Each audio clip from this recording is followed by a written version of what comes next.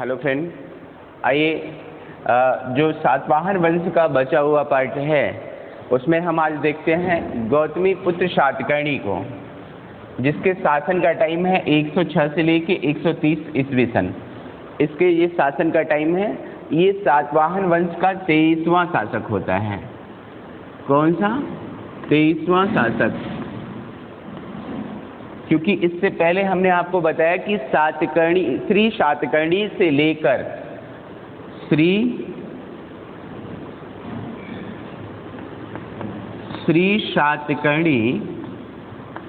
शातकर्णी से लेकर गौतमी पुत्र शातकर्णी के बीच, गौतमी पुत्र शातकर्णी के बीच में का जो टाइम होता है ये अंध युग के नाम से जाना जाता है। किस युग के नाम से? तो अंध युग के नाम से जाना जाता है। इसके बीच का शासन काल, क्योंकि इसके बीच के जो शासक होते हैं वो कैसे शासक होते हैं? निर्बल शासक होते हैं। विशेष उनका उल्लेख इतिहास में नहीं हुआ है, इसीलिए इस काल को जो है हम अंध युग के नाम से जानते हैं।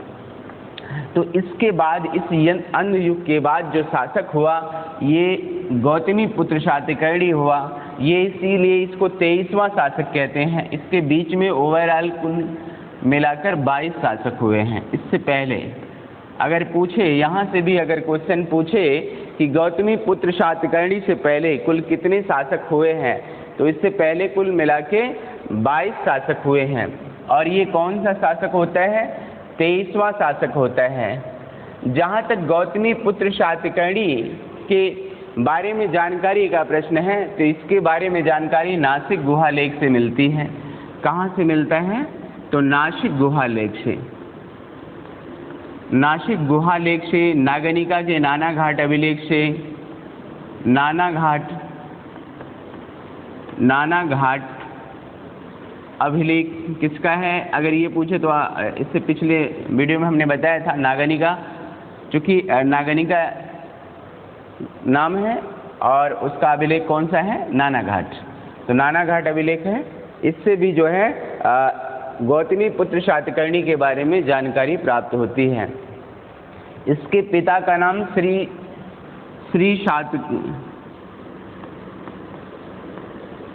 जहाँ तक इसके पिता का नाम की बात है, तो इसके पिता का नाम था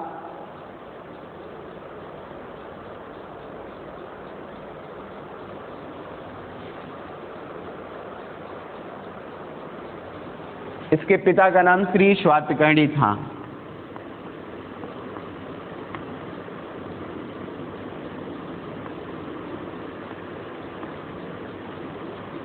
श्री शातकर्णी। जब भी अगर पिता का नाम पूछे तो ये आप बता सकते हो कि पिता का नाम श्री शातकर्णी था।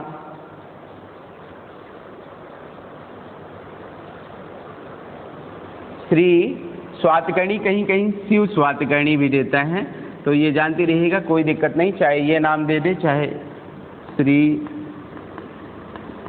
शिव शातकर्णी, कुछ भी नाम दे दे, कोई दिक्कत नहीं है, ठीक है। और अगर माता के नाम की बात की जाए, माता का क्या नाम था? तो माता का नाम बलश्री था। गौतमी बलश्री। इसकी माँ के नाम पर ही इसका नाम पड़ा था गौतमी पुत्र शातकर्णी, है ना। देखिए यहाँ पर ये है गौतमी पुत्र शातकर्णी। तो यहाँ से भी एक क्वेश्चन बन सकता है। वो कैसा बन सकता है? वो ऐसा बन सकता है कि किस सातवाहन वंशी शासक का नाम उसकी माता के नाम पर पड़ा था, तो हो जाएगा गौतमी पुत्र शातकर्णी। जो किसकी माता का क्या नाम था? गौतमी बलश्री, है ना। तो इसकी माता के नाम पर इसका नाम पड़ा था। तो पिता का नाम पीछे तो श्री शिव शातकर्णी, चाहे स्वातकर्णी, कोई दिक्कत नहीं है। तो श्री शिव शातकर्णी पिता का नाम और माता का नाम गौतमी बलश्री था। जहाँ तक गौतमी पुत्र शातकर्णी की बात है, तो ये सातवाहन वंश का सबसे महान शासक होता है। सातवाहन वंश का सबसे महान शासक सबसे महान शासक। यहाँ से क्वेश्चन बन सकता है कि सातवाहन वंश का सबसे महान शासक किसे माना जाता है। तो अगर ऐसा क्वेश्चन बनता है तो सातवाहन वंश का सबसे महान शासक गौतमी पुत्र शातकर्णी को माना जाता है, ये जानते रहिएगा। और इसी के समय में शकों का आक्रमण होता है। जहाँ तक शकों के आक्रमण की बात है तो इस समय इसका जो समकालीन शक शासक होता है वो कौन होता है? नहपान। नहपान इसका जो शक शासक प्रतिद्वंदी होता है, गौतमी पुत्र शातकर्णी का जो शक शासक हो, इसका प्रतिद्वंदी होता है, जिसके साथ इसका युद्ध हुआ था वो कौन था? तो नहपान। और इसका दामाद था उषावदत्त। दामाद उषावदत्त, इसका दामाद होता है उषावदत्त। तो गौतमी पुत्र शातकर्णी ने नहपान को पराजित किया और उसके दामाद उषावदत्त को मार दिया, उसकी हत्या कर दी।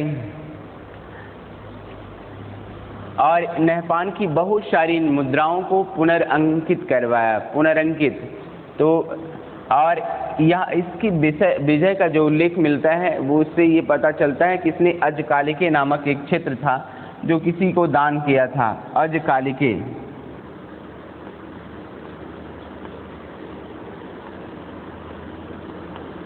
अजकालिके नामक जो क्षेत्र होता है इसने जो है किसी को दान दिया था। तो जब भी पूछे तो ये आप बता सकते हो, ठीक है। अजकालिके नामक क्षेत्र जो है किसे दान दिया था? तो बौद्ध संप्रदाय को दिया था, बौद्ध संप्रदाय को दिया था। अगर मान लीजिए अगर पूछ ले तो बता सकते हैं कि बौद्ध संप्रदाय को अजकालिके नामक क्षेत्र दान में दिया था, ठीक है। और बहुत सारी इसकी मुद्राओं को पुनरअंकित करवाया। पुनरअंकित का मतलब क्या होता है? अगर मान लीजिए पूछ लिया जाए पुनरअंकित ना, अंकित, पुनरअंकित का मतलब क्या होता है?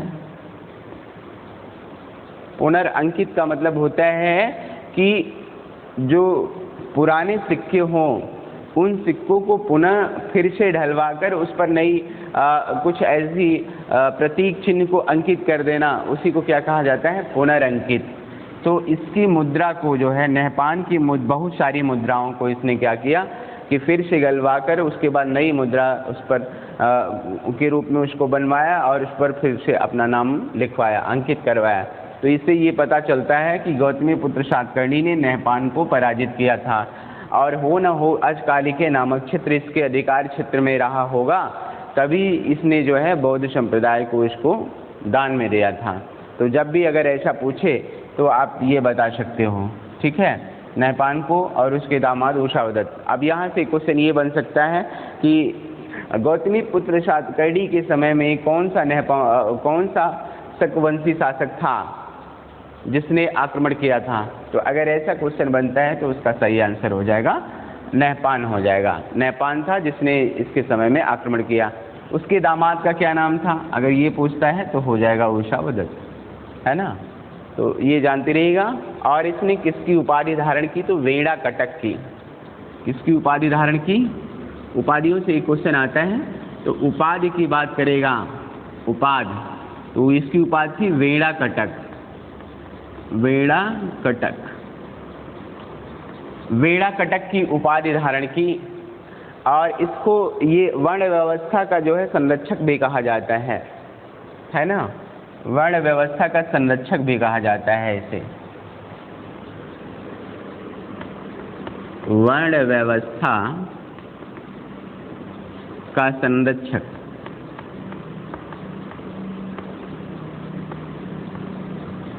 ठीक है, वेड़ा कटक की उपाधि धारण की, वर्ण व्यवस्था का संरक्षक कहा जाता है। इसको एक ब्राह्मण अद्वितीय ब्राह्मण भी कहा जाता है, एका ब्राह्मण, एका ब्राह्मण या अद्वितीय ब्राह्मण।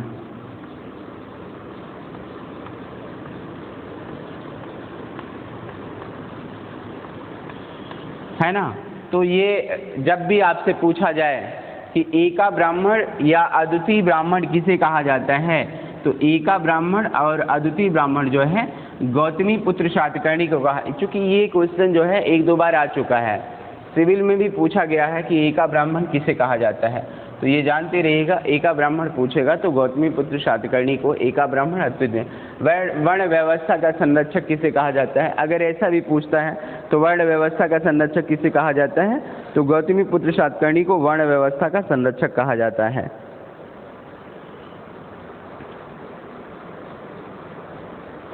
ठीक है, तो ये इससे जब ये क्वेश्चन पूछा जाएगा तो आप इसके बारे में बता सकते हैं। ये बहुत ही इम्पोर्टेंट प्रश्न है।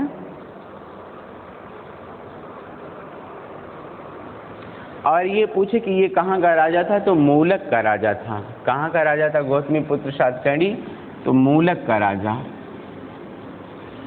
मूलक का राजा था, मूलक का राजा था।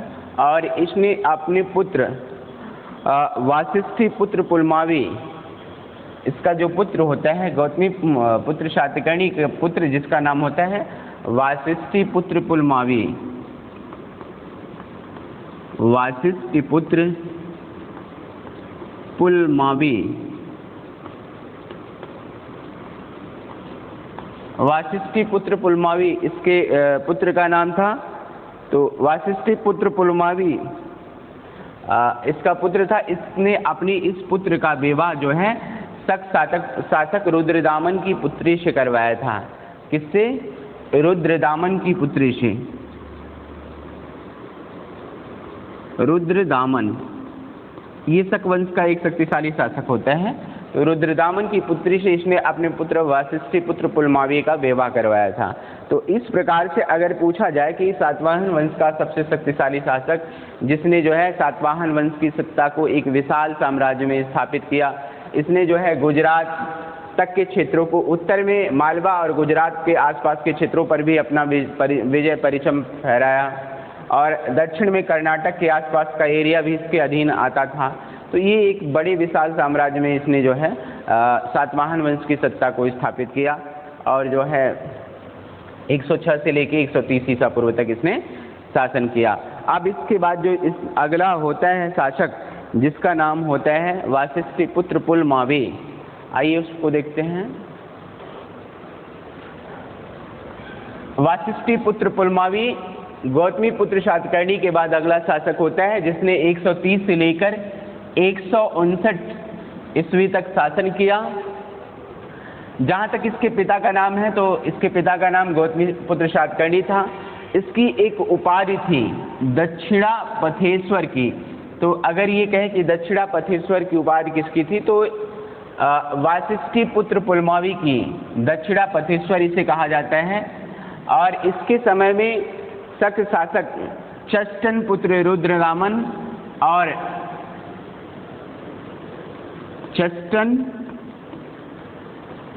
पुत्र रुद्रदामन, दामन और चष्टन दोनों इसका समकालीन हैं। समकालीन अगर कहे कि इसके समकालीन कौन सा शासक था, तो चष्टन और रुद्रदामन, उसका जो पौत्र होता है, पौत्र, चूंकि चष्टन का जो पुत्र होता है वो जयदामन होता है, उसके बाद रुद्रदामन होता है। तो इसका पौत्र दोनों ये इस वासिष्ठी पुत्र पुलमावी के समकालीन हैं। तो अगर ये सब पूछे कि इसके समकालीन कौन सा शासक था, तो चष्टन और रुद्रदामन दोनों इसके समकालीन हैं। और ये कहा जाता है कि दोनों के साथ इसका युद्ध हुआ था। उसके बाद रुद्रदामन ने इसे 2 बार पराजित कर दिया था, 2 बार पराजित कर दिया। लेकिन पराजित करने के बाद भी चूंकि निकट संबंधों के कारण ये कहा जाता है इसने इसे छोड़ दिया, निकट संबंधों के कारण इसे छोड़ देता है और इसकी हत्या नहीं करता। चूंकि हमने इससे पहले आपको बताया कि वासिष्ठी पुत्र पुलमावी का विवाह रुद्रदामन की कन्या के साथ हुआ था, इसीलिए निकट संबंध के कारण जो है ये इसे 2 बार पराजित करता है। लेकिन दोनों बार पराजित करने के बाद इसने इसे छोड़ दिया। इसकी हत्या नहीं की, तो इसलिए जानते रहिएगा कि चूंकि इसका निकट संबंध था इसलिए इसको जो है मारा नहीं। तो जब भी पूछे तो आप बता सकते हो। और ये कहा जाता है कि वाशिष्ठी पुत्र पुलमावी, उसके सिक्कों पर 2 पतवारे वाले जहाज का चित्र मिलता है। वाशिष्ठी पुत्र पुलमावी के सिक्कों पर 2 पतवारों वाले जहाज का चित्रण हुआ है।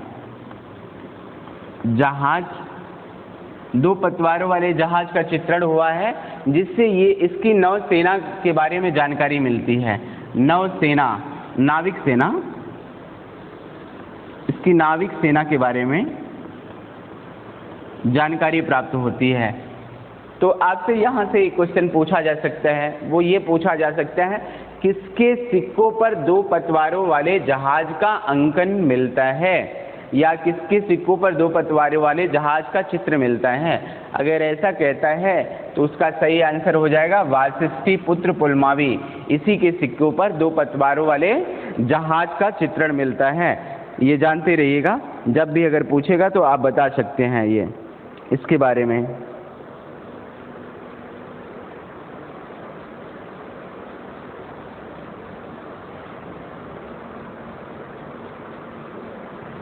और इससे एक क्वेश्चन बहुत अच्छा है, वो ये है किसने अमरावती स्तूप के चारों तरफ वेस्टनी का निर्माण कराया था। अमरावती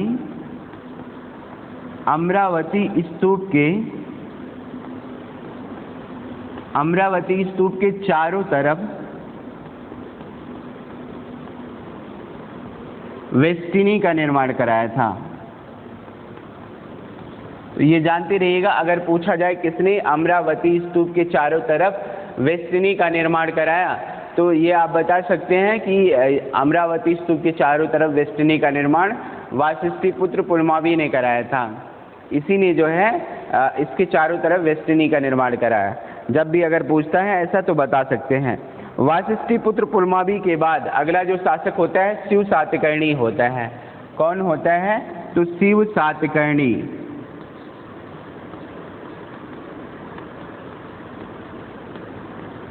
अगला शासक होता है शिव सातकर्णी। शिव सातकर्णी अगला शासक होता है और इसका टाइम है 159 से लेके 166, 159 से 166 ईस्वी सन तक इसका शासन का टाइम है। इसके बारे में विशेष जानकारी नहीं प्राप्त होती शिव सातकर्णी के बारे में। और शिव सातकर्णी के बाद जो है अगला जो शासक होता है शिव स्कंद सातकर्णी होता है। 166 से 174 शिव स्कंद सातकर्णी। 166 से 174 ये इसके शासन का टाइम है। बहुत विशेष इसके बारे में भी जानकारी हमें नहीं मिलती।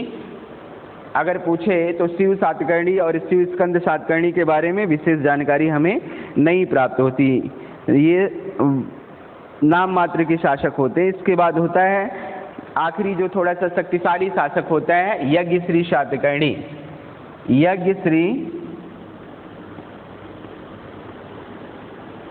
यज्ञश्री सातकर्णी ये कभी कभी इसके बारे में क्रम मिलाने के लिए दे देता है। तो अगर ये पूछे यज्ञश्री सातकर्णी के बारे में तो क्रम मिलाने के लिए देगा और विशेष इसके बारे में उल्लेख नहीं मिलता। तो ये जानते रहिएगा, क्रम मिलाने के लिए जब भी देगा तो आप आराम से इसके क्रम को मिला सकते हो। शासन का टाइम पूछे तो 174 से 203, 174 से लेके 203 तक ये आखिरी शक्तिशाली शासक होता है यज्ञश्री सातकर्णी। इसके बाद धीरे धीरे सातवाहन वंश की सत्ता का भी लोप हो जाता है। सातवाहन वंश की सत्ता की समाप्ति हो जाती है। तो ये जानते रहिएगा, जब भी अगर पूछे इनके बारे में तो आप बता सकते हैं। और ये कहा जाता है कि सातवाहन वंश के शासकों ने भारी मात्रा में सिक्के चलाए, और वो भी किसके सिक्के चलाए? तो शीशे के सिक्के चलाए, शीशे के सिक्के।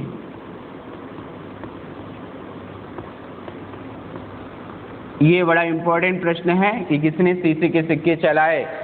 तो सातवाहन राजवंश ने शीशे के सिक्के चलाए थे। इसके पहले हम देखते हैं कि सोने के सिक्के, चांदी और तांबे आदि के सिक्के मिलते हैं, लेकिन पहली बार जो है शीशे के सिक्के किसने चलाए? अगर ऐसा क्वेश्चन बनता है तो उसका आंसर हो जाएगा सातवाहन वंश ने पहली बार जो है शीशे के सिक्के चलाए। तो ये जानते रहिएगा, जब भी इनसे क्वेश्चन बनेगा तो ये आप बता सकते हो कि शीशे के सिक्के इन लोगों ने चलाए थे, सातवाहन वंश के शासकों ने ही शीशे के सिक्के चलाए। और इक्ष्वाकु वंश के शासक जो कि पहले कभी कृष्णा और गुंटूर के क्षेत्रों में शासन करते थे, बाद में जब सातवाहन वंश की सत्ता का पतन होता है तो उसके बाद इन सारे क्षेत्रों पे उन लोगों ने अपना एक शासन स्थापित कर लिया। तो जब अगर पूछा जाए कि सातवाहन वंश के बाद इन क्षेत्रों पे किसका अधिकार हो जाता है, तो इक्ष्वाकु वंश के शासकों का जो है अधिकार। आइए आगे देखते हैं। सातवाहन वंश के अब शासन प्रबंध के बारे में थोड़ा सा देखते हैं। जहाँ तक बात शासन प्रबंध की है, शासन प्रबंध के बारे में थोड़ा सा देख लेते हैं। आइए,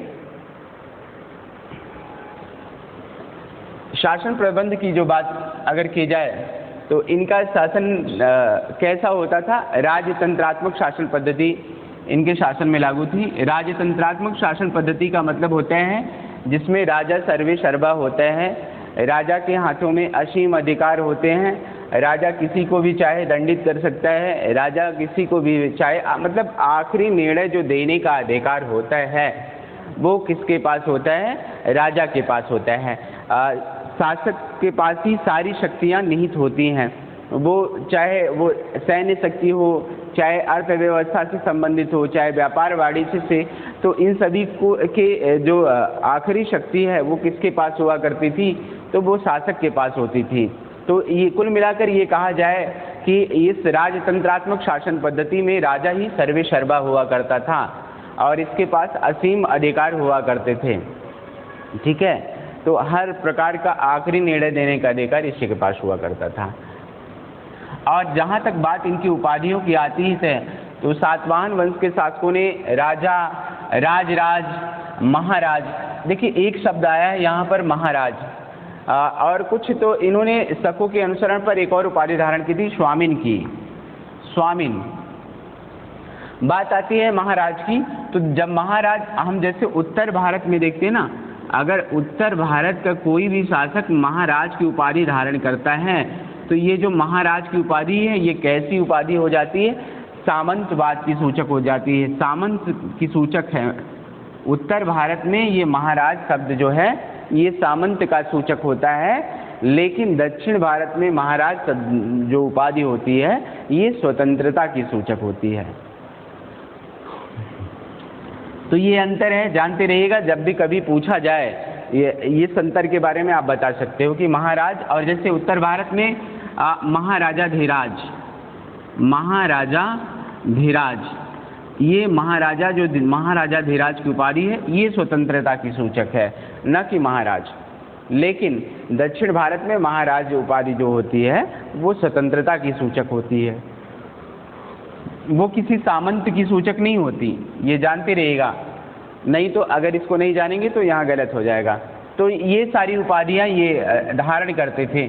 जब भी कभी आपसे पूछा जाए तो आप बता सकते हो कि राजराज, महाराज और राजा और शकों के अनुकरण पर इन लोगों ने स्वामिन की उपाधि धारण की थी। ठीक है, अब जहाँ तक इनके प्रशासनिक अधिकारियों की बात है तो इनके प्रशासनिक अधिकारियों में राजा के बाद यानी शासक के बाद अगला कोई होता था तो वो दूसरे नंबर का अधिकारी होता था युवराज, जिसको हम ये कह सकते हैं कि ये उपराजा होता था। जैसे आज के समय में मुख्यमंत्री और उसके बाद उप मुख्यमंत्री बनाए जाते थे, तो वैसे ही उस समय युवराज हुआ करता था। तो युवराज ये शासन में शासक यानी राजा की विशेष मदद किया करता था। तो युवराज राजा के बाद किसके पास विशेष अधिकार होता था? तो युवराज के हाथों में विशेष अधिकार राजा के बाद हुआ करता था। ये जानते रहिएगा, राजा के बाद शक्तियाँ किसमें निहित होती थी? तो युवराज में होती थी। और युवराज के बाद अगला जो अधिकारी होता था उसको कहते थे भांडागारिक। भांडागारिक कैसा अधिकारी होता था? कोषाध्यक्ष होता था।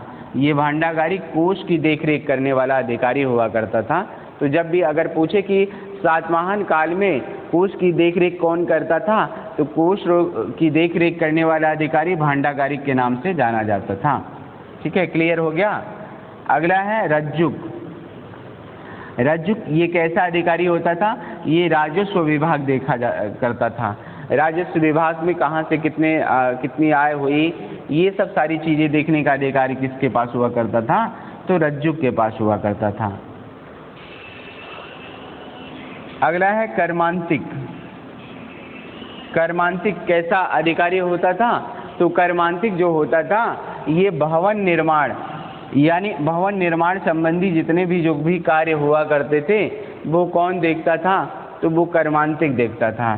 तो ये जानते रहिएगा, यहाँ से क्वेश्चन प्रशासनिक व्यवस्था से जरूर पूछता है। अगला है महासामयिक। ये जो भी सारे रिकॉर्ड हुआ करते थे, कागजी रिकॉर्ड रखने का अधिकार किसके पास होता था? तो वो महासामयिक के पास होता था। महासामयिक जो है ये कागजी रिकॉर्ड सारे अपने पास रखता था। ठीक है, तो ये जानते रहिएगा। अगला है अभियंतरी। अभियंतरी पर स्थापक। तो ये कैसे विभाग देखता था? तो ये रनिवास की देखभाल करता था। जहाँ रानियाँ रहती थी तो रानियों की देखभाल करने का अधिकार किसके पास होता था? अभियंतरों स्थापक के पास होता था। अभियंतरों स्थापक, ये जब भी अगर नाम आए थोड़ा सा यहाँ जानते रहिएगा इस नाम को। अभियंतरों स्थापक ये किसकी देखभाल करता था? तो ये रनिवास, रानियों का जहाँ निवास होता था उसकी देखभाल करने का जिम्मा इसको दिया गया था। ठीक है, तो ये प्रशासनिक व्यवस्था से यहाँ से क्वेश्चन पूछ सकता है। ये प्रशासनिक व्यवस्था के बारे में थोड़ा सा देख लीजिएगा, ये भी इम्पोर्टेंट है, यहाँ से हमेशा प्रश्न पूछे जाते हैं। अगला देखते हैं शकों के सातवाहनों के समय में इनका धर्म कैसा था? तो धर्म की बात की जाए तो सातवाहनों के समय का जो ये धर्म होता है वो ब्राह्मण धर्म की उन्नति का काल माना जाता है। तो ये ब्राह्मण धर्म की उन्नति का काल था। ये ब्राह्मण धर्म को मानते थे, इनको राजश्रय देते थे। ठीक है, लेकिन ब्राह्मण धर्म को मानने के साथ साथ ये लोग अन्य धर्मों के प्रति भी सहिष्णु थे। इस बात को जानते रहिएगा कि ब्राह्मण धर्म को तो ये मानते ही थे, लेकिन ब्राह्मण धर्म के साथ साथ अन्य धर्म, चाहे वो बौद्ध धर्म हो, जैन धर्म, कोई और धर्म, अन्य धर्म हो, उस धर्म को भी ये लोग मानते थे और उसके प्रति भी उदार व्यवहार किया करते थे। तो इस कुल मिलाकर ये कहा जाए कि ये कैसे शासक थे? तो धर्म सहिष्णु शासक थे। ठीक है, जहाँ तक बात सातवाहनों की अर्थव्यवस्था की होती है तो अर्थव्यवस्था इनकी कैसी थी? कृषि आधारित अर्थव्यवस्था थी, है ना। जब भी पूछा जाए आपसे कैसी इनकी व्यवस्था थी,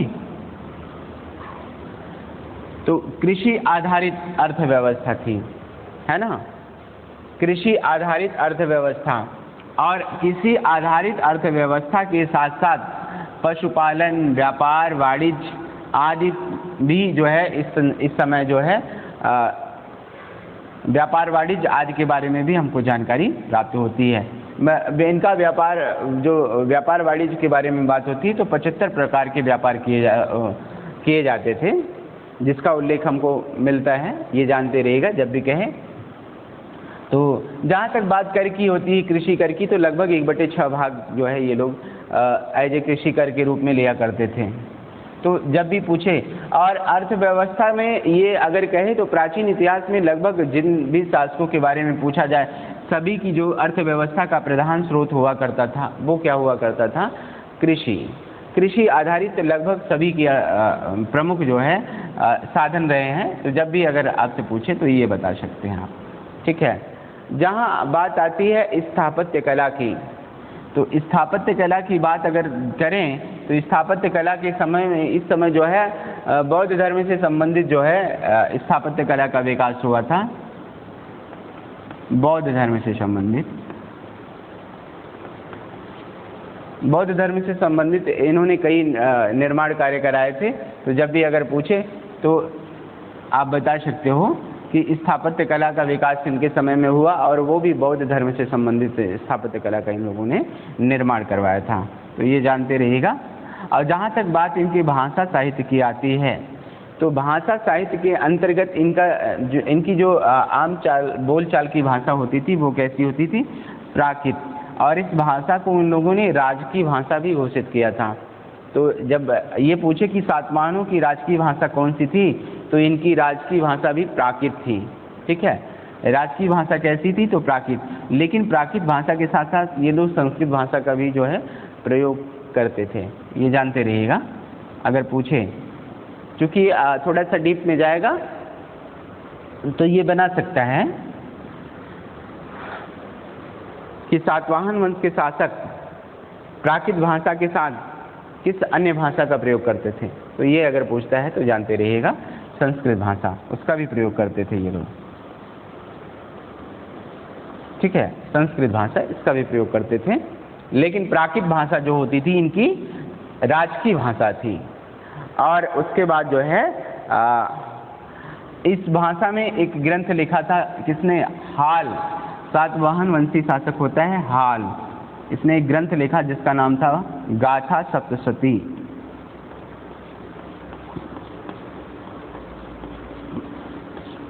तो ये ग्रंथ पूछा जाता है कि गाथा सप्तशती किसकी रचना है? तो ये हाल की रचना है, सातवाहन वंशी शासक हाल ने। और किस भाषा में लिखा था? तो भाषा की बात की जाएगी तो भाषा हो जाएगा प्राकृत भाषा। प्राकृत भाषा में इसने गाथा सप्तशती की रचना की थी। और इसी समय व्याकरणाचार्य एक कातंत्र व्याकरणाचार्य था, कातंत्र।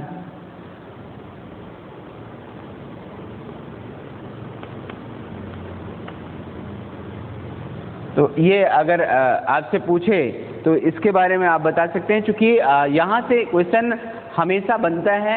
और इसलिए जो है तो जब भी पूछे कि संस्कृत व्याकरण का एक प्रसिद्ध ग्रंथ कौन सा था, तो इनके समय में कातंत्र। और कातंत्र की बात करें तो कातंत्र किसकी रचना है? तो सर्ववर्मन की कातंत्र है। तो ये संस्कृत व्याकरण का एक प्रसिद्ध ग्रंथ होता है। इसी के समय सातवाहन वंश के समय में इसके बारे में जानकारी प्राप्त होती है। वृहद कथा ये भी प्राकृत भाषा में लिखी गई थी। तो वृहद कथा वो भी जानते रहिएगा, प्राकृत भाषा में इस समय उसका भी उल्लेख मिलता है। कातंत्र सर्ववर्मन लिख दे रहे हैं, आप इसको नोट कर लीजिएगा किसकी रचना है। अगर कभी मान लीजिए पूछ ले, सर्ववर्मन की।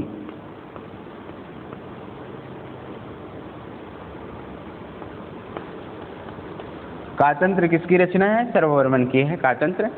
तो ये जानते रहिएगा, संस्कृत व्याकरण का ग्रंथ है। ठीक है, तो ये इसके प्रशासनिक व्यवस्था से लेते हुए धर्म के बारे में, अर्थव्यवस्था के बारे में, स्थापत्य कला, भाषा, साहित्य, इन सभी से जो है कोई भी क्वेश्चन अगर आपसे पूछा जाए तो उसके बारे में आप बता सकते हैं। ठीक है, तो ये सातवाहन वंश के बारे में ये आज का जो पूरा ये चैप्टर रहा सातवाहन वंश का, वो पूरा सातवाहन वंश का चैप्टर फिनिश होता है। अब आगे बढ़ते हैं, इसके बाद जो है आगे देखते हैं।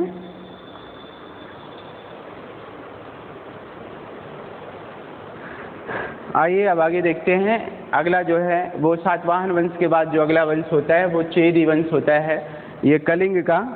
तो कलिंग, चूँकि अभी बात कर रहे थे कलिंग की, इसके पहले जब मौर्य वंशी शासक अशोक होता है तो अशोक ने कलिंग को जीत कर जो है मौर्य साम्राज्य में मिला लिया था। लेकिन जैसे ही उस वंश का पतन होता है तो बाद में जो है कलिंग अपने आप को स्वतंत्र कर लेता है। और उसके बाद जो है कलिंग के बारे में ये कहा जाता है कि इस सातवाहन वंश के बाद जो है कलिंग में हम देखते हैं कि जो कलिंग वंश में एक शासक होता है जिसका नाम होता है महामेधवाहन। तो महामेधवाहन ने एक नए वंश की स्थापना करी जिसका नाम होता है चेदी वंश या महामेधवाहन वंश। चूँकि इसका नाम होता है महामेधवाहन, इसलिए इसके नाम के साथ ही इस वंश का भी नाम पड़ जाता है महामेधवाहन वंश। तो जब भी अगर आपसे पूछा जाए तो आप बता सकते हैं। और इस वंश का संस्थापक किसे माना जाता है? तो इस वंश का संस्थापक महामेधवाहन को माना जाता है। ठीक है, और इस वंश का जो तीसरा शासक होता है, एज सबसे शक्तिशाली शासक होता है, वो होता है खारवेल। खारवेल इस वंश का तीसरा शासक होता है। और एक शक्तिशाली शासक होता है जहाँ तक खारवेल के बारे में जानकारी का प्रश्न है तो इसके बारे में जानकारी हमें हाथी गुफा अभिलेख से मिलती है।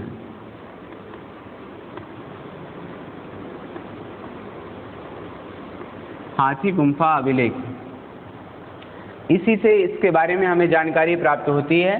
तो जब भी अगर पूछे, ये 17 पंक्तियों में रचित है हाथी गुफा अभिलेख, 17 पंक्तियों में, और इसी से जो है इसके बारे में हमें जानकारी खारवेल के बारे में मिलती है। और इसके शासन संबंधी जो भी उपलब्धियां हैं उसका उल्लेख इसी में हुआ है। खारवेल के हाथी गुफा अभिलेख में ही पहली बार जो है भारतवर्ष का उल्लेख हुआ है। किसका? तो भारतवर्ष, भारतवर्ष का। और साहित्यिक साक्ष्य अगर भारतवर्ष का कहेगा तो ऋग्वेद हो जाएगा, और जब पूरा तात्विक साक्ष्य कहेगा साहित्यिक साक्ष्य, साहित्यिक साक्ष्य। अगर साहित्यिक साक्ष्य कहे भारतवर्ष का, भारतवर्ष का अगर साहित्यिक साक्ष्य कहेगा तो ये हो जाएगा आपका ऋग्वेद, ठीक है। और जब पूरा तात्विक साक्ष्य कह देगा तो वो हो जाएगा हाथी गुफा अभिलेख, ठीक है। तो ये जानते रहिएगा, यहाँ से भी कभी कभी क्वेश्चन पूछता है। आगे देखते हैं, इसके जहाँ तक शासन की तिथि का प्रश्न है, डेटिंग का प्रश्न है, तो ये कहा जाता है इसने लगभग 44 BC में जो है शासन किया था। अब 44 BC की बात अगर करें कि इसके बारे में जानकारी हमें कहाँ से मिलती है, तो इसके बारे में जानकारी नंद शासक महापद्म नंद से जानकारी मिलती है, नंद वंशी शासक से। उसमें ये कहा गया कि इसने 344 में शासन किया था, 344 BC में, और 300 वर्ष पहले इसने जो है तंसुली नहर को जो निर्माण कराया था, उसको जो है ये यहाँ से जो है इस नहर को मोड़कर कहाँ से ले गया था, ये ले गया था वहाँ पे पाटलिपुत्र में। तो अब जब हम 344 में 44 माइनस करेंगे, ठीक है, 300 वर्ष पहले ना, तो 300 को हमने निकाल दिया। अब इस 300 को निकाल दिया तो बचा कितना? 44। इसीलिए इसकी जो तिथि की बात आती है, शासन की तिथि की बात आती है, तो 44 रखा जाता है, ठीक है। 300 वर्ष पूर्व कहता है ना, तो 300 वर्ष पूर्व जो है महापद्म नंद ने जो है कलिंग की राजधानी में आक्रमण किया था, और आक्रमण करके यहाँ से तंसुली नहर को जो है उसने उसकी दिशा मोड़कर जो है ये उसको ले गया था मगध तक, जिसकी राजधानी पाटलिपुत्र थी, वहाँ तक ले गया था, ठीक है। बहुत यहाँ लूटपाट वगैरह किया था इसने। तो इसके बारे में जानकारी हमें कहाँ से मिलती है? तो महापद्म नंद के से इसके बारे में जानकारी मिलती है, ठीक है। तो ये इसकी तिथि के बारे में जब भी पूछे तो आप ऐसे निकाल सकते हो। 100 वर्ष पूर्व की बात करता है, तो 344 में चूँकि इसके शासन का समय है, तो 44 को हम अलग कर देते हैं, 300 को माइनस करेंगे जब, तो मात्र 44 BC बच रहा है, वो इसके शासन का टाइम मान लिया जाता है, ठीक है। और इसने कितने वर्ष तक शासन किया? तो मात्र 13 वर्ष। अब 13 वर्ष का पूरा इतिहास हमें कहाँ मिलता है? तो ये हाथी गुफा अभिलेख, इसी में खारवेल के ये 13 वर्षीय इतिहास के बारे में पूरा उल्लेख मिलता है, ठीक है। तो जब भी पूछे तो 13 वर्षीय इतिहास के बारे में पूरा ये बता सकते हैं खारवेल के बारे में। अब आइए इसकी थोड़ी सी उपलब्धियों को देखते हैं। खारवेल की उपलब्धियाँ वो कौन कौन सी इसकी उपलब्धियाँ? तो इसके बारे में ये कहा गया, इसने अपने शासन के प्रथम वर्ष में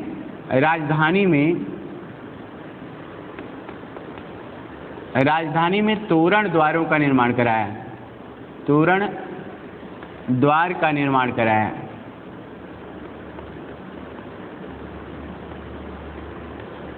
तोरण द्वार, रक्षा प्राचीर,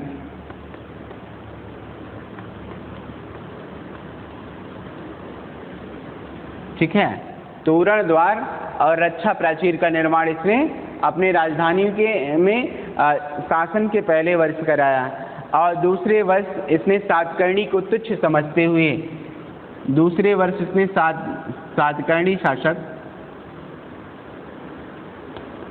सातकर्णी को तुच्छ समझते हुए उसकी राजधानी कणवेड़ा तक जो है इसने कणवेड़ा पर तक इसने आक्रमण किया और मुशिक नगर को जला दिया, वहाँ पूरी तरह से आतंक फैला दिया, तो इसके बारे में जानकारी मिलती है। दूसरे शासन के दूसरे वर्ष का सातकर्णी प्रथम को पराजित किया, ऐसे भी कह सकते हैं,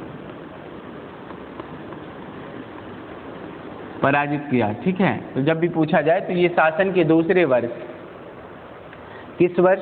शासन के दूसरे वर्ष इसने ऐसा किया था। शासन के तीसरे वर्ष इसने क्या किया?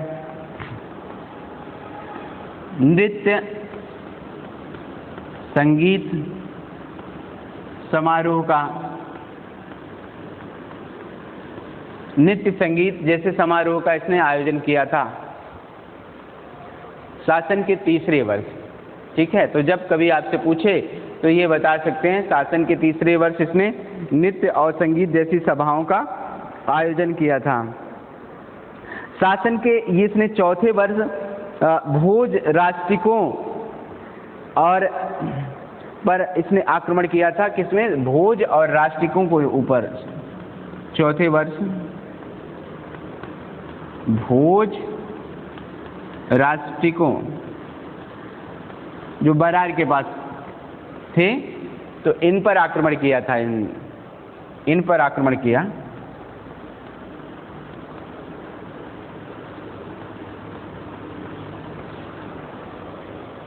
भोज और राष्ट्रिकों के ऊपर आक्रमण किया। अगर इसकी बात करेगा कब, तो शासन के चौथे वर्ष इसने ऐसा किया था। शासन के चौथे वर्ष के बारे में जब भी आपसे पूछे तो ये बता सकते हैं आप। पांचवें वर्ष इसने तनसूली नहर, जिसको आपने अभी से पहले बताया ना, तनसूली नहर का निर्माण, पांचवें वर्ष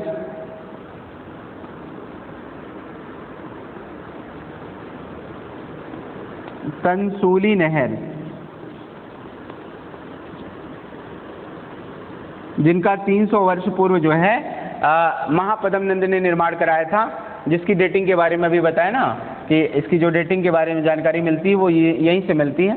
तो शासन के पांचवें वर्ष इसने तनसूली नहर, जिसका 300 वर्ष पहले महापद्म नंद ने कलिंग को जीता और जीतने के बाद वहाँ पर वो उसका निर्माण कराया था। तो इसने क्या किया कि शासन के पांचवें वर्ष यहाँ पर आक्रमण करता है और आक्रमण करने के बाद इस तनसूली नहर को जो 300 वर्ष पूर्व नंद शासक ने बनवाया था उसकी दिशा को मोड़कर अपने यहाँ तक ले जाता है उसको।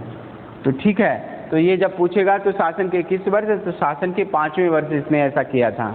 तो जानते रहिएगा, जब भी आपसे पूछे तो बता सकते हैं तनसूली नहर के बारे में, ये किस वर्ष इसने ऐसा किया था, तो शासन के पांचवें वर्ष, शासन के पांचवें वर्ष इसने ऐसा किया था। और शासन के आठवें वर्ष इसने उत्तर भारत पर आक्रमण कर राजगृह को घेर लिया था। आठवें वर्ष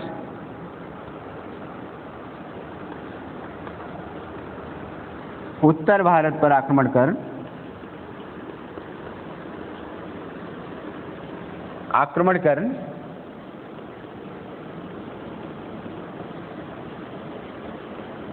राजगृह को घेर लिया था। ये किस वर्ष हुआ था? शासन के आठवें वर्ष। तो जब भी अगर इसके बारे में पूछे तो आप बता सकते हो कि शासन के आठवें वर्ष इसने ऐसा किया था। ठीक है, तो अभी तक हमने बात की कि शासन के आठवें वर्ष इसने कौन सा कार्य किया। तो शासन के आठवें वर्ष इसने आठवें वर्ष इसने क्या किया कि यहाँ उत्तर भारत पर आक्रमण किया। उत्तर भारत पर आक्रमण करता है और राजगृह को घेरा, राजगृह को घेर लेता है। और यहीं पर शासक होता है डेमेट्रियस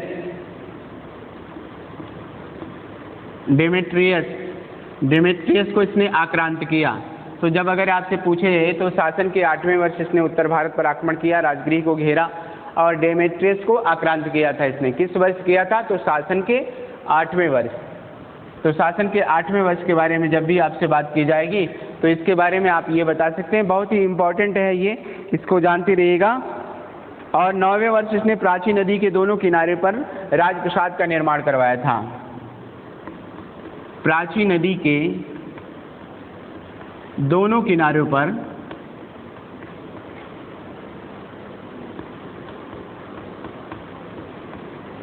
राजप्रसाद का निर्माण करवाया था, राजप्रसाद। तो इस प्राची नदी के दोनों किनारे पर इसने राजप्रसाद का निर्माण कब कराया था? तो शासन के 9वें वर्ष। जब भी अगर आपसे पूछे कि शासन के किस वर्ष इसने प्राची के दोनों किनारों पर जो है उसका निर्माण कराया, तो आप बता सकते हैं। और 10वें वर्ष इसने पुनः उत्तर भारत की विजय की। 10वें वर्ष पुनः उत्तर भारत की विजय। उत्तर भारत की पुनः विजय किस वर्ष करता है? तो 10वें वर्ष पुनः ये है उत्तर भारत की विजय इसने की। और 11वें वर्ष ने दक्षिण भारत पर आक्रमण कर पिथुंड नगर को ध्वस्त किया। 11वें वर्ष इसने दक्षिण भारत पर आक्रमण कर पिथुंड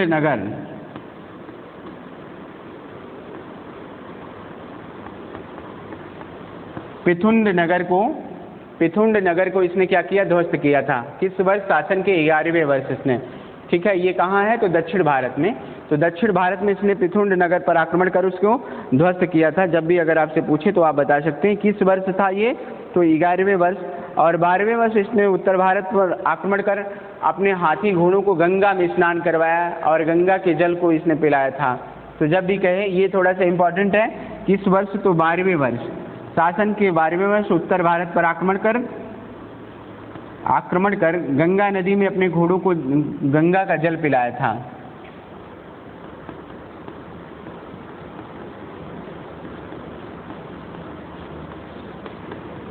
गंगा नदी में अपने घोड़ों को गंगा का जल पिलाया, उनको नहलवाया। तो इसके बारे में अगर उल्लेख किस वर्ष से मिलता है? तो शासन के 12वें वर्ष से। ये जानती रहिएगा, जब भी पूछे तो आप बता सकते हैं। और 13वें वर्ष कुमारी अंतर्द्वीप में गुफाओं का निर्माण कराया। 13वें वर्ष कुमारी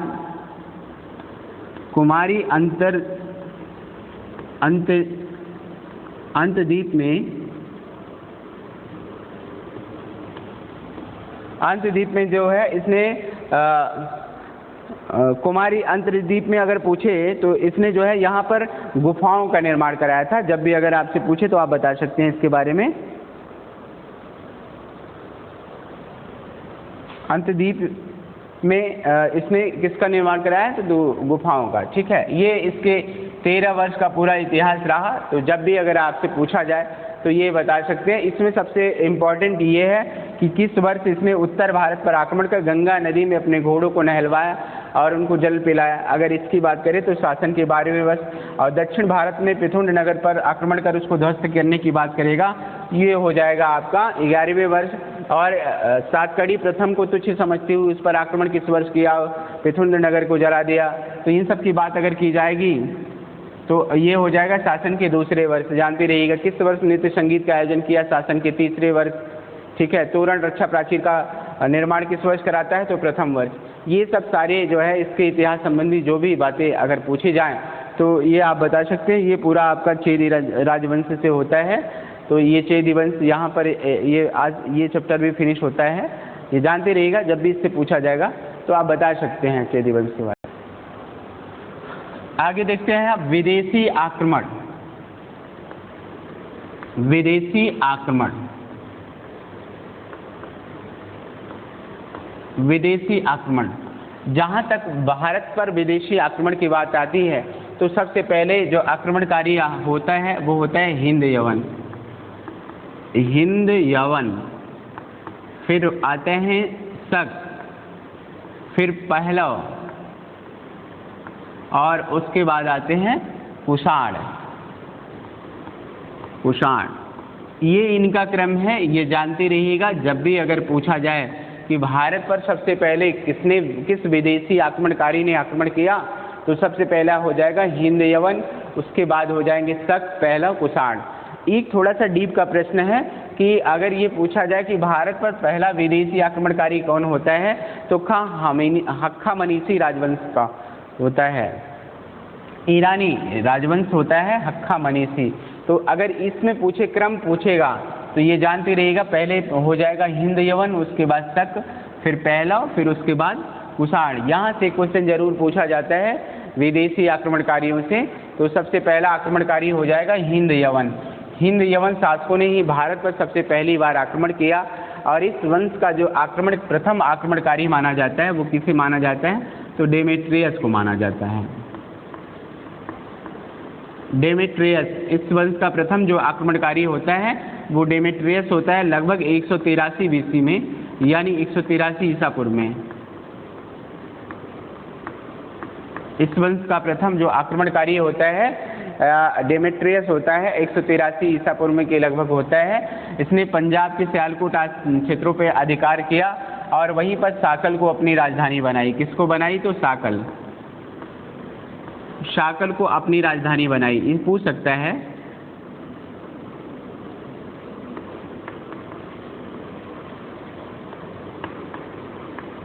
राजधानी से एक प्रश्न आता है तो इसलिए हमने इसको बता दिया आपको। इसकी राजधानी कहाँ थी अगर पूछा जाए तो साकल। इस वंश को किस नाम से जाना जाता है? तो यूधिडेमस वंश के नाम से जाना जाता है। किस वंश के नाम से? तो यूधिडेमस वंश।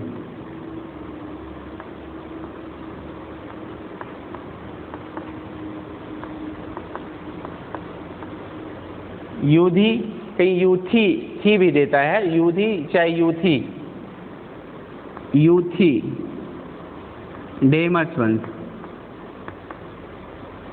डेमस या डेमस दे दें तो यही जानते रहिएगा, ठीक है। यूधी डेमस वंश, यूथी डेमस वंश, जो जिसने डेमेट्रियस ने जिस वंश की स्थापना करी उसका ये नाम था, यूथी डेमस वंश।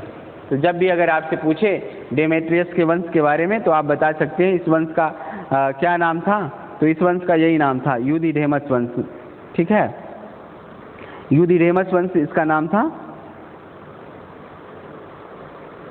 और इन्होंने ब्राह्मी और खरोष्ठी लिपि के में जो है अपने लेख लिखवाए, ब्राह्मी खरोष्ठी लिपि। तो जहाँ ब्राह्मी और खरोष्ठी लिपि की जो बात आती है जरा से उसको देख लेते हैं। ब्राह्मी लिपि, दूसरा है खरोष्ठी लिपि।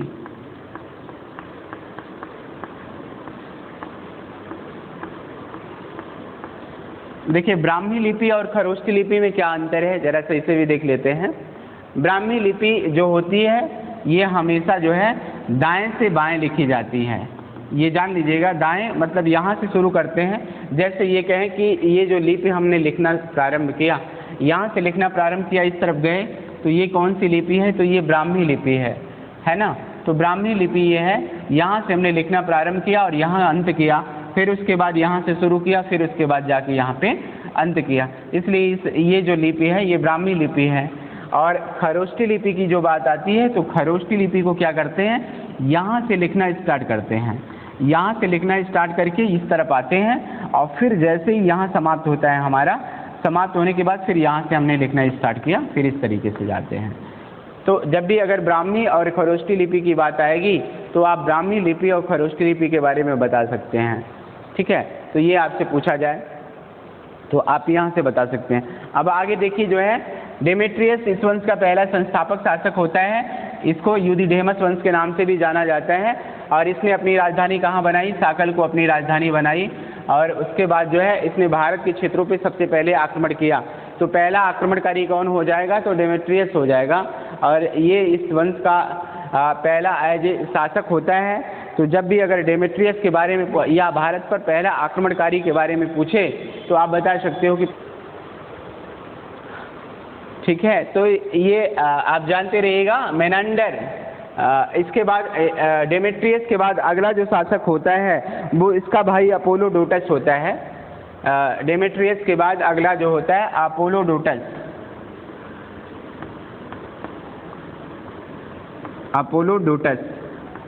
अपोलोडोटस को ही हटाकर अगला शासक जो होता है वो मेनांडर होता है।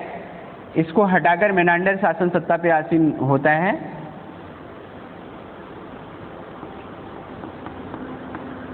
मेनांडर शासन सत्ता पे इसको हटाकर, अपोलोडोटस को हटाकर अगला जो शासक होता है वो मेनांडर होता है। इसने शासन सत्ता पर अधिकार कर लिया। तो यूधिडेमस वंश का सबसे शक्तिशाली अगर शासक की बात की जाए तो सबसे शक्तिशाली शासक कौन होता है? तो वो मेनांडर होता है। मेनांडर ये सबसे शक्तिशाली शासक होता है।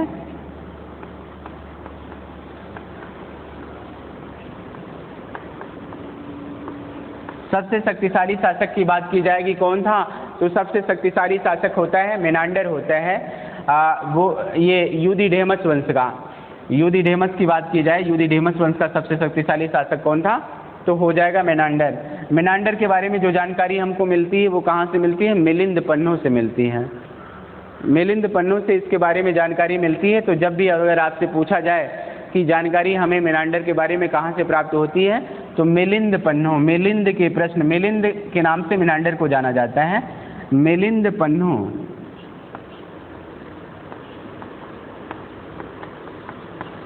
मिलिंद पन्नों से जो है जानकारी मिलती है। मिलिंद मतलब होता है मेनांडर। इसने नागसेन नामक एक बौद्ध भिक्षु होते हैं, नागसेन, नागसेन और मिलिंद यानी मेनांडर के बीच जो वार्तालाप हुई है उसी का ये संग्रह है मिलिंद पन्नों। तो मिलिंद पन्नों में किसका उल्लेख मिलता है, अगर ये पूछा जाए तो नागसेन और मेनांडर के बीच में हुए वार्तालाप का, नागसेन प्लस मेनांडर, नागसेन और मेनांडर के बीच में हुए वार्तालाप का उल्लेख हमें कहाँ मिलता है, तो मिलिंद पन्नों में मिलता है। ठीक है, और इसी के विचारों से प्रभावित होकर मेनांडर ने बौद्ध धर्म स्वीकार कर लिया था।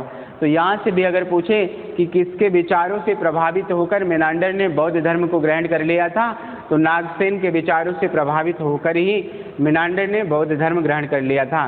तो मेनांडर ने भारत के एक विशाल भूभाग पर इसने अधिकार किया और इस वंश का सबसे शक्तिशाली शासक हुआ और इसने बौद्ध धर्म को अपनाया। बौद्ध भिक्षु नागसेन के द्वारा ये बौद्ध धर्म में दीक्षित किया गया और इसके बाद ये कहा जाता है कि इसने बौद्ध धर्म को बहुत ज़्यादा प्रश्रय दिया, बौद्ध धर्म को ज़्यादा मानता था और इसी के कारण इसके समय में बौद्ध धर्म का बहुत ज़्यादा विकास हुआ। तो ये पूछा जाए कि बाद के कालों में अगर ये कहें कि मौर्य वंश के बाद के कालों में बौद्ध धर्म का विकास किसके समय ज़्यादा हुआ, तो मेनांडर के समय में बौद्ध धर्म का विकास ज़्यादा होता है, क्योंकि इसने बौद्ध धर्म को अंगीकृत कर लिया, अर्थात बौद्ध धर्म को इसने स्वीकार कर लिया था। इसलिए जो है इसके सिक्कों पर इसे धर्म चक्र प्रवर्तन भी कहा जाता है। मेनांडर के सिक्कों पे धर्म चक्र प्रवर्तन का उल्लेख हुआ है।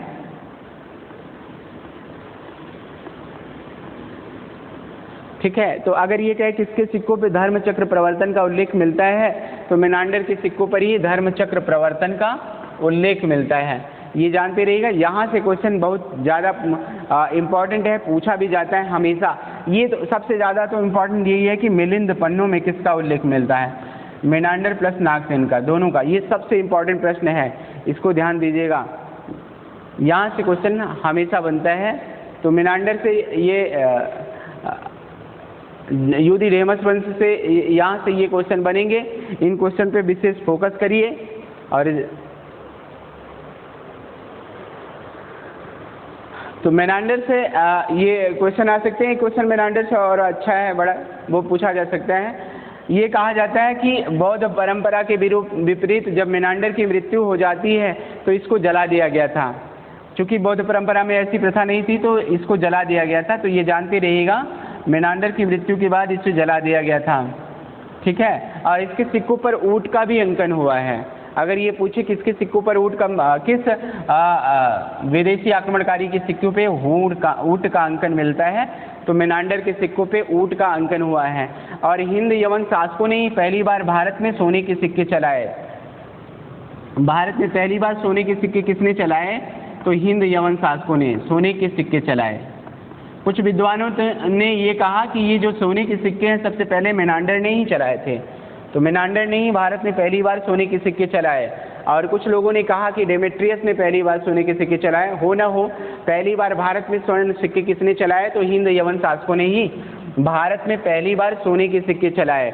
और सोने के सिक्के वो भी कैसे, लेख युक्त सोने के सिक्के चलाए, लेख युक्त। अगर ये कहे कि लेख युक्त भारत में पहली बार लेख युक्त सिक्के किसने चलाए, तो लेख युक्त सिक्के पहली बार हिंद यवन शासकों ने ही चलाए थे।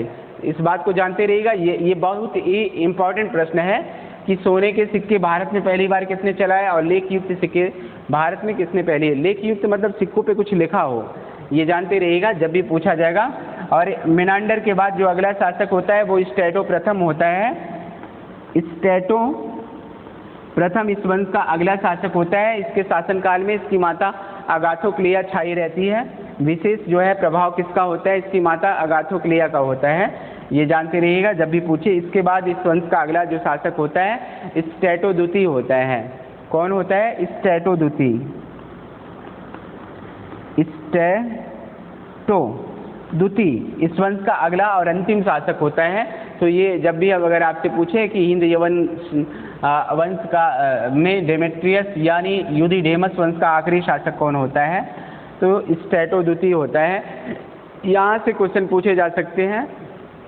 आज का टॉपिक यहाँ तक, बस इतना ही इस वीडियो में। आज के लिए धन्यवाद।